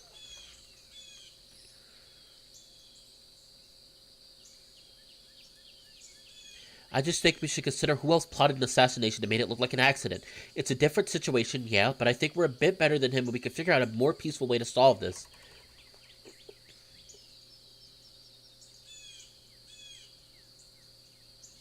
Well, yeah, Echo works. Echo, whenever something's said in Echo, the supernatural elements are great in Echo. But I'm kind of with Chase. I'm kind of leaning with Chase on this. I don't think the supernatural elements work as well in Adastra. I think the sci-fi was good enough. I think Adastra should have just focused on being a sci-fi series and not a sci-fi/supernatural series, and I think it would have worked out a lot better. Seeming them being able to come through. I mean, I do agree. I do like seeing them being able to come up short, but it just kind of leads to severe story issues and severe story problems, in my opinion. Virginia keeps it. Basically, you're damned if you show them as being omnipresent and knowing every single thing, and you're damned if you don't. Virginia keeps her eyes narrowed and doesn't say anything. I, for one, agree. I would also consider visiting the university archives to see if the parents will check your device. That sound was truly otherworldly. Yeah. Amicus just stares at me with concern for the rest of the ride as we fall into a very uncomfortable silence. I don't mind, though. I'm wrapped up in trying to figure out what the hell just happened and what exactly I should do next. And just to remind people, like I said, when I give critiques on a visual novel, it does not mean I outright dislike it. It just means that I see problems and flaws with it that I think could be fixed that would make the stories much more interesting. Granted, you can't do it now because the parents have already been introduced in Adastra and they're moving on to the sequel and this mid-equal, I'll call it. But I'm just saying, if I would have written it myself, I probably would have left the parents ambiguous. I would have probably left the reality of the parents ambiguous. I would have just had them be part of the culture of various species and left it at that. Things stay awkward for the rest of the ride to the university. When we finally step inside, Cassius and Alex are already there, sitting in the main hall. Cassius is laying down on a bench while Alex is standing next to a large creature, one that I've never seen before.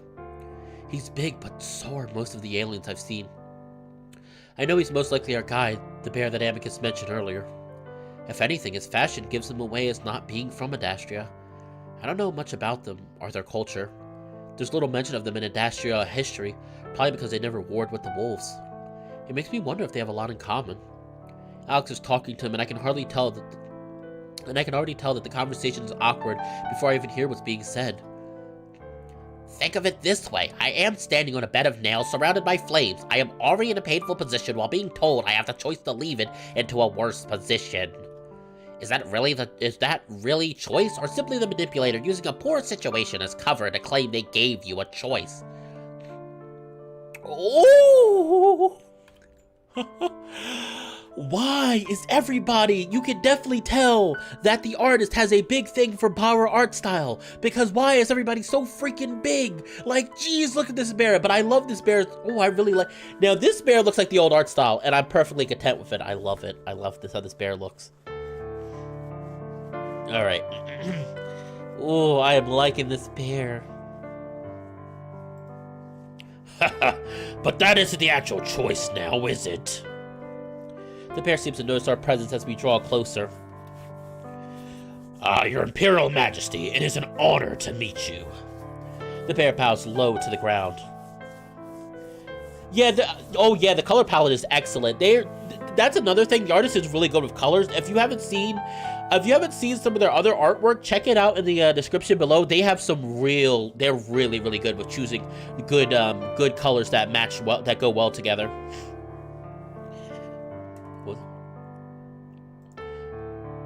Well, that's been confirmed. Marco is the head of humanity. As far as the parents are concerned, Google, Marco is the head of humanity, as far as the parents are concerned. Greetings. I presume you to be our guide. I was told your name earlier, but I seem to have forgotten in the day's chaos. Not a problem. I am Bajerny, and I will indeed be your tour guide. Speaking of chaos... During the exchange, Alex had been casually sidling away towards Cassius, who was still lying out on a bench. Your little chaos lover seems to be up in his old ways. Have you ever abandoned them in the first place, that is? Trying to turn me against the parents just before the trip, ha! Alexios freezes as he realizes that he's being addressed. Shocking. Excuse me, but I was simply presenting to you a thought experiment to better illustrate an idea. Hell of a topic for our first conversation, I think. Alexios wisely chooses not to respond, instead walking away back towards Cassius. I really like the bear, though. It's quiet for a moment, then Bajerny's demeanor suddenly becomes dark. I know you are already aware of this, but keep an eye on that cat. He's pure deception. Oh, I plan to. Anyways, this Mark, pleasure to meet you as well. Bajerny extends a paw in a way that's so familiar. I instinctively raise my hand. He then takes it and slowly but deliberately shakes it. If it weren't for him being overly careful of his movements, I wouldn't have even realized that this is a handshake, and how strange it is that Bajerny seems to know about it. Amicus frowns at our exchange, unsure what to make of it. Seems I need to work on that, judging by your reaction. It was a handshake? Definitely need to work on it, but yes, the dominant form of physical greeting in Europe and a majority of Earth, from what I understand.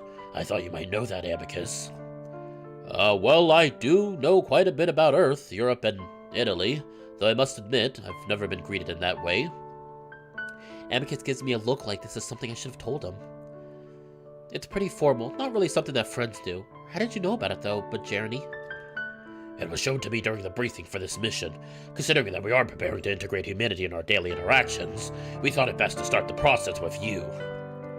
Actually, the program was set up by you, Your Majesty. Oh, right.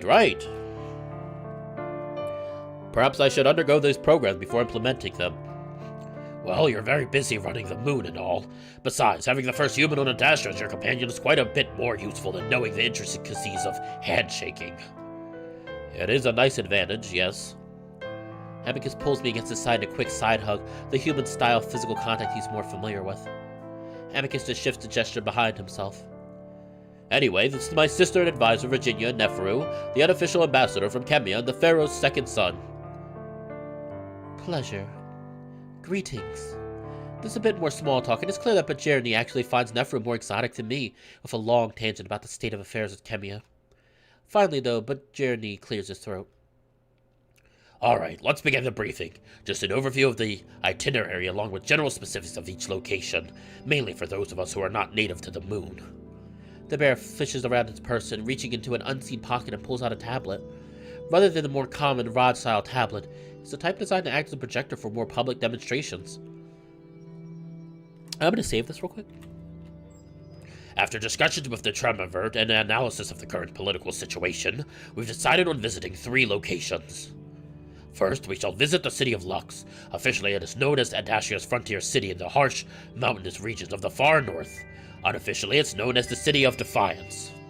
Due to Cassius' popularity there, and Amicus' general unpopularity, pardon me, your majesty. Amicus waves his paw like it's not a problem for him to go on. We thought it best to make it the main priority. Lux is the largest producer of natural resources on Adastria. A look at the history of the city shows that times of frequent protest, rioting, and strikes, which would often disrupt industries all over Adastria, usually resulted in failed emperors. By visiting Lux first, we show that they are our #1 priority, and with Cassius present, he can play a role in winning more support for Amicus. But Jeremy pauses, glancing at Cassius, who seems to be staring out the window. Alex subtly nudges him. Yes. Yes, indeed. Do you have a speech prepared, Cassius? I do not need to prepare speeches, Amicus. Cassius points at his head. Unlike you, I know what they want, therefore the speech is already written. The question is if you will truly do what you want me to promise them. I will not lie to a people who have already been deceived by emperors of old and new. There's an awkward silence. We'll talk more about this on the way there. But Jeremy clears his throat again. Anyway, Lux has also requested that we take one of their Tremavers with us so that they may play a role in talks with other regions of Adastria. That will depend on his skill at Pug New. What? It is not my place, but I advise some caution as a Tremaver who has challenged you was once Pognu champion of the province. What, 30 years ago or so? I see my feelings reflected in Virginia's posture as she has her face buried in one paw. But Journey seems to be thinking, then says quickly, Actually, if he's easily beatable, consider losing on purpose, as there's no doubt that a loss, and thus a loss of representation of the tour was on in protests and riots. Moving on. Amicus stutters over his words but doesn't interrupt. After this briefing, I hope that I can convince him to settle this political... Oh, wait. That's us. That's us. After this briefing, I hope that I can convince him to settle this political issue in a non-violent way.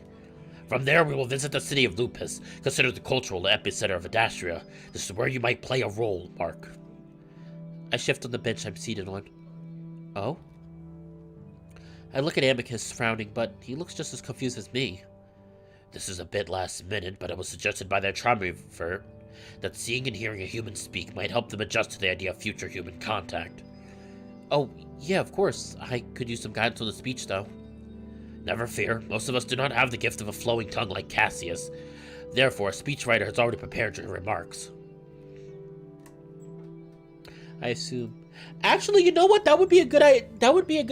Is Scandinavian evolve? Scandinavian would be really interesting. I assume Bajerni is based off of Scandinavian cultures. Maybe. I mean, I could see it. I'm not that well versed in history. I mean, I always did well enough in history, but I'm not really well versed in history. Sad to say. That makes me feel better, but I'm surprised when it's Neferu that speaks up. Forgive me for interrupting, but is that a wise decision? Because, and correct me if I'm wrong, isn't that the center of operations for the separatist movement currently gaining momentum?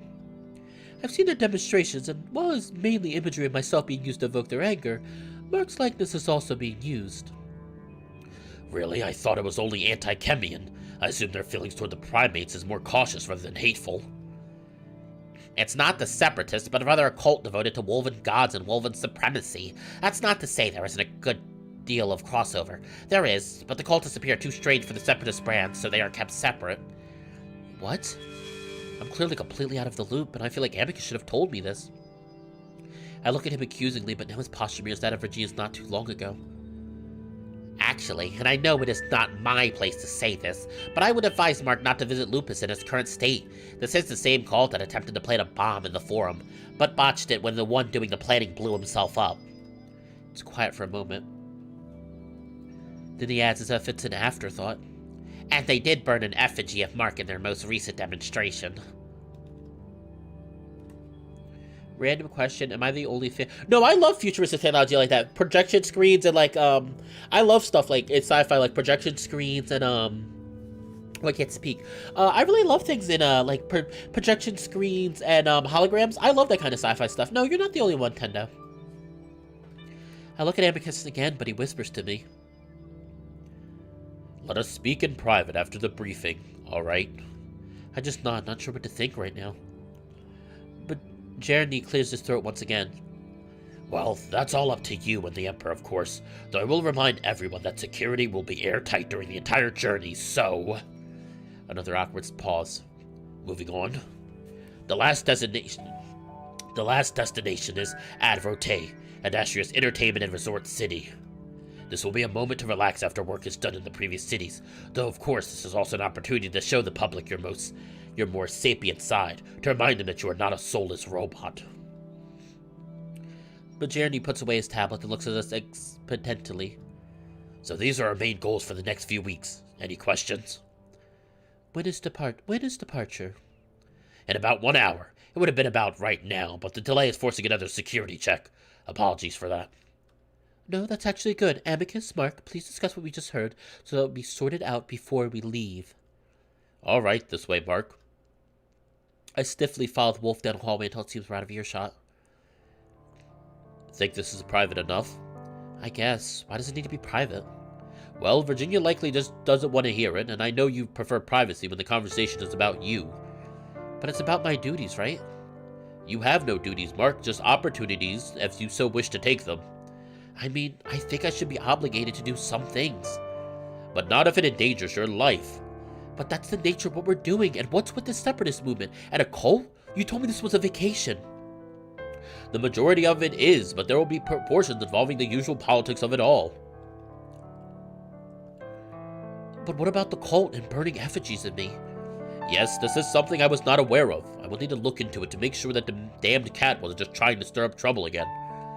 If that is the case, though, I would agree that you shouldn't make the speech despite having impenetrable security. I'd rather you not enter the city, in fact. If security is airtight, I think I can handle at least giving a short speech to show I'm a walking, talking sapient, you know? Mark is not thinking how he needs to be. Mark needs to be reminded that his fiance is an emperor. People will go after him. Yes, you need to show no fear, but there's a time and a place to show the people yourself. The game's graphics is a little different, Dylan. It's the same artist, but like some of the sprite characters got slight redesign. Like, as you could tell, Amicus is a little bit taller and a lot more muscled, and also his eyes are a lot smaller than the previous art style. So it's the same artist, I assure you. It's just, I think they tried to give slight redesigns to characters. Even though the only one I noticed they gave a slight redesign to Amicus, and his muscles are the biggest thing that got changed. I wonder if he's trying to tell us something. Do not give the speech. Huh? Yeah, I want to give the speech. Amicus remains frozen. It's clear that he desperately wants to say no. Amicus notices Neferu down the hall, lurking about while looking at the statues, probably trying to get bits of our conversation. The wolf takes my hand and guides me through the nearest door. Plus, I think the MC is just trying to be rebellious. Because every time the parents don't want him to do something, like, yeah, I definitely want to do this. And it's like, I get that the parents are untrustworthy, but like, some of the things they do, you can agree with. They're not completely evil. Untrustworthy, sure, but not completely. The wolf takes my hand and guides me through the nearest doorway next to us. It's an atrium. The sun currently at an angle that doesn't allow much light in.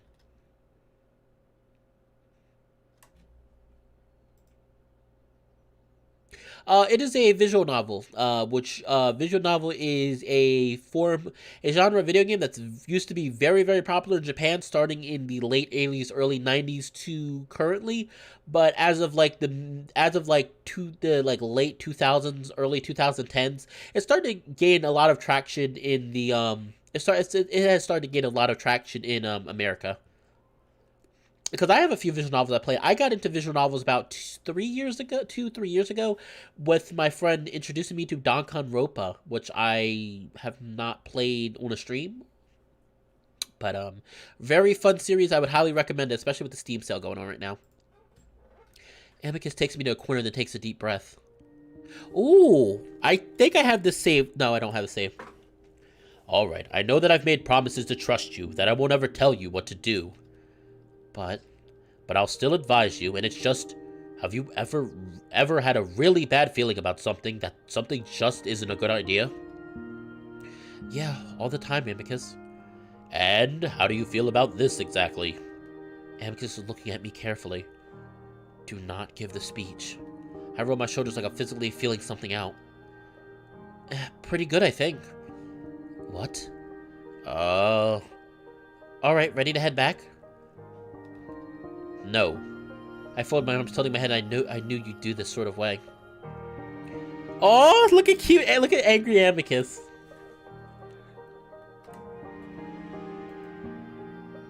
No, no, Dylan. I've played plenty of furry visual novels beforehand. If you check my channel out, that's mostly what I play. I usually use, but I do have a Twitch that I use to play games that are not visual novels. I've played. This is a mid-equal. This is a mid-equal.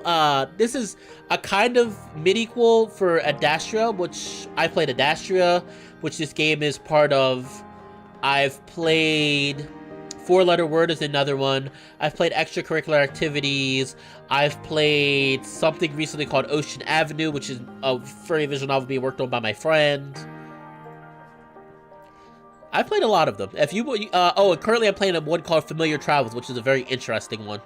Yeah, I mean, if you really like my voice and you really like what I do, you can check out some of my videos. You don't even have to subscribe or like the videos. Just check them out. Some of them are really good, and some of them I have issues with, obviously. But I do play regular games. It's actually something that I plan to start doing more often on this channel. So, visual novels will actually be getting dropped quite a bit from my channel. Amicus huffs in annoyance. I'm teasing Amicus, but I think I know what he's talking about. If this feeling that he's talking about is what I'm hearing, and if it's the same for him. It's very hard to explain, Mark. I know it must seem terrible.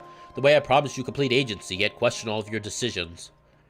But this is honestly different. I am truly worried for your safety, and I think it would be irresponsible for me to let you walk into a situation you don't fully understand. I mean, you could have filled me in on some of this. Yes, and I admit there are things I should have told you, but I know that you yourself are under a great amount of pressure in different ways. And I suppose I must admit that some things I just chose not to tell you because it would only bring you misery. I surely would have told you the going on in Lupus if I'd known about the speech and direct interaction with its people. I just want you to feel able to relax at some point, and that was going to happen until that damn bear switched up the schedule. He's just doing his job, and I should be doing mine. Listen. Sorry, am I interrupting? Of course, Neferu. We both look up to see Neferu lounging in the doorway in the most come-hither way I've ever seen. Which is definitely saying something. What the hell? Don't ask idiotic questions just to make an entrance, and this is a private conversation. Didn't you hear Virginia? Yes, but she asked me to listen in and offer my own advice to make sure you don't create more conflict down the road. About making the speech, I've already made my decision. Neferu walks up to the sofa and lounges in it casually. Did he mention Lupa's history of assassinations? They are quite good at killing those who are instrumental to de-radicalization and alliances. Amicus looks back at me, breathing hard. It's difficult to remember every single thing he needs to know, and... Amicus is sputtering and stumbling through words like I've never seen before. Hey, it's okay. You want to avoid the stuff that's going to make me worry. I do that with you too, but... These are things I need to know now. I'm part of all this, and that's going to bring a lot of responsibility with it. He's right, you know. You should have at least mentioned the movement because that directly involves him. It doesn't involve him. They are involving him against his will. Amicus snarls in frustration. Damn them all. Well, it's not really about me, though, is it? I'm just an idea to them, and they want to destroy that idea, so giving a speech could be a good idea. It's like Cassius and Lux. I could sway the less radical people if they're just able to see that I'm not, I don't know, a terrible monster. Amicus sighs deeply once again, closing his eyes and keeping them closed. It's almost as if he's listening for something. Parental guidance, maybe? Do you think I should give a speech, Neferu? I love Neferu's I love Neferu's cocky smile. I love Neferu's cocky smirk. The jackal seems to think for a moment. I have two answers. As your friend, no, I think there would be too much risk for me to feel comfortable with you being in public anywhere, Lupus. Amicus nods quietly. From the standpoint of view of a political ally, though, I think it would be advantageous for us both, and I will be making public appearances there as well.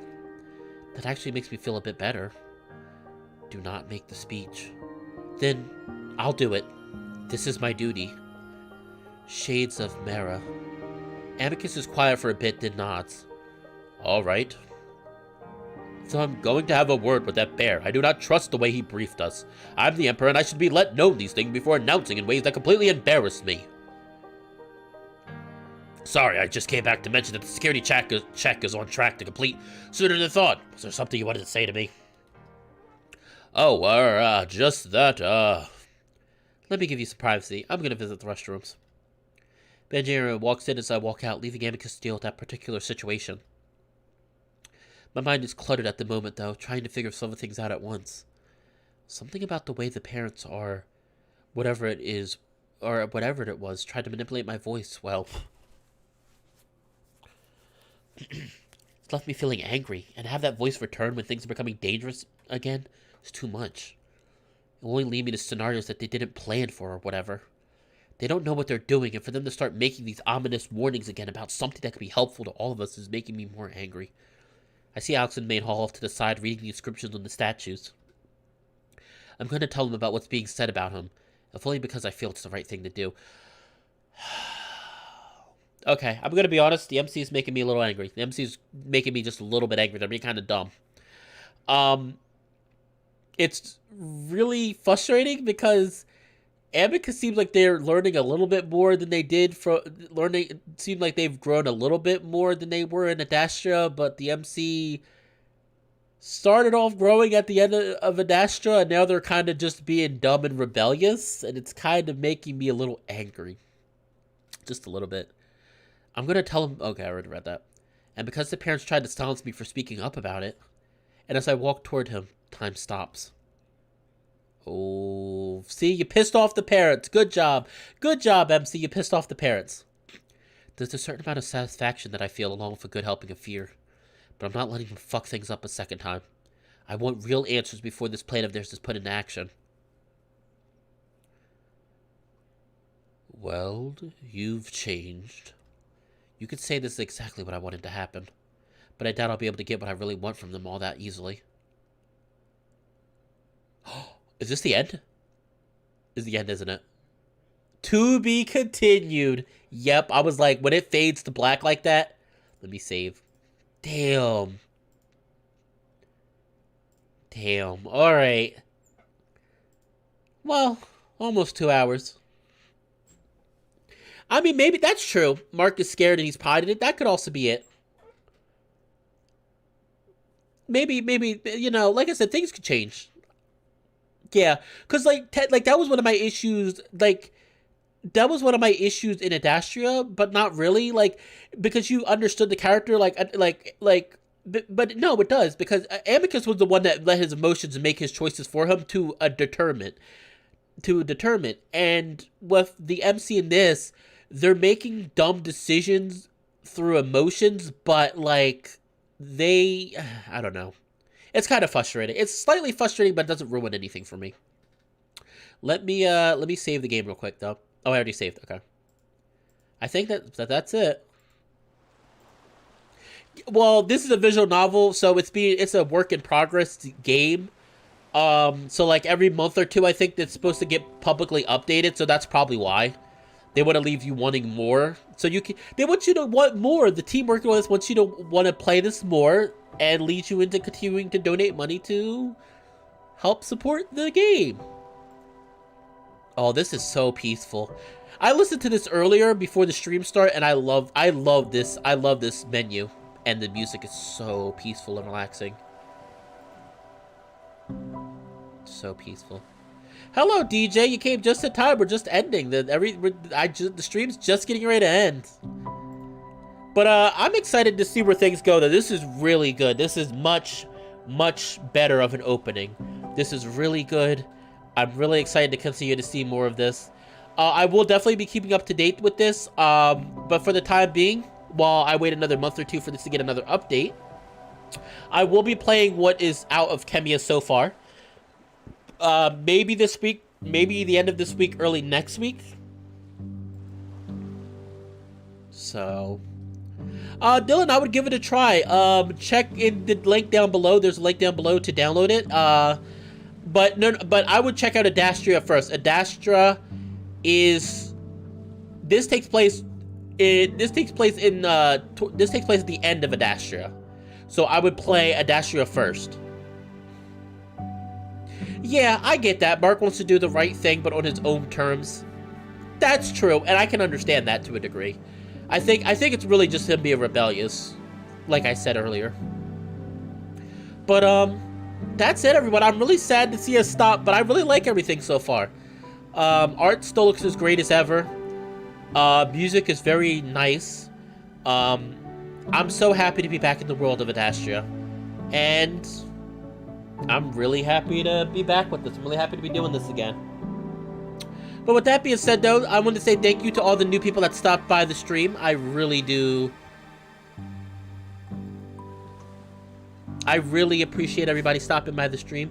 Before I let you go, though, once again, I like to say this. If you really like what I do, feel free to comment and like on this video. You can talk about anything just about. Tell me how you feel about Amicus. How do you feel about the new art style? How do you feel about the decisions that Marco, which is the canon name for the main character, is making? Do you think Amicus has grown as a character? You know, all that kind of deep, in-depth stuff. Because I read every comment that I get, and I will respond to them. I will respond, and I will answer the questions. And also, don't forget, if you would like to see more videos like this from my channel, feel free to hit that subscribe button. And don't forget to hit that little bell at the bottom right. Give you a little notification whenever I post a little update on any new videos I'm working on, or when I have a live stream planned. With that being said, though, I do have a video that I will be releasing tomorrow. I'm continuing with Black Sad. The video is completely finished. I finished editing the video. The only thing I'm doing right now is making the thumbnail. I probably won't get to it today, but, you know, I'll definitely be able to post it sometime in the afternoon tomorrow. I do have to work tonight, so I can't work on too much tonight. With that being said, though, thank you everyone for stopping by my channel. I love each and every one of you. Have a beautiful summer. Continue to enjoy the beautiful summer. And try to go to the beach if you can. Look at Amicus. Amicus looks really happy. With that being said, though, this has been Fallenwolf. And I'll see all of you next time. Take care, everyone. Love all of you. Bye.